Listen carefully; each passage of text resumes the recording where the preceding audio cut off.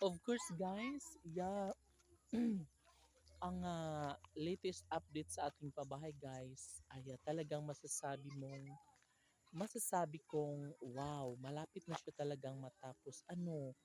Dahil nga po, yes, naglalagay na sila guys ng bakal sa taas para ah, anytime soon ay makapaglagay na rin sila hoy ng bakal para paglagyan nila ng bubong. Tingnan nyo guys. 'Di ba? As you can see, may bakal na dito sa taas, papunta doon sa kabila. Syempre, 'di ba? Maganda, matibay ang kanilang paggagawa sa pabahay. Yan, naniniwala ang lahat na mas magiging mabilis po ang paggawa ng pabahay nito at makalipat na agad ang ating mga silingan. Tuwang-tuwa yung kids, takbo na takbo dito sa taas sa bukid, no? At syempre, talagang ito lamang ang hinihintay ng lahat na sana nga ay matapos na lahat ito.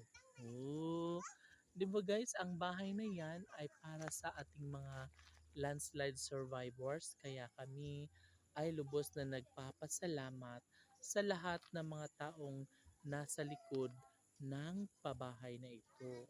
Like sa mga tumutulong, mga private agency, private group agency, LGU Bye-Bye, lahat ng mga donors para sa pabahay dito sa Cantagnos relocation area. Di ba sobrang happy? Happy, happy, Pete. Happy, happy, happy, Pete. And arami ayo pala bigon ni kasabaan kas imong mama.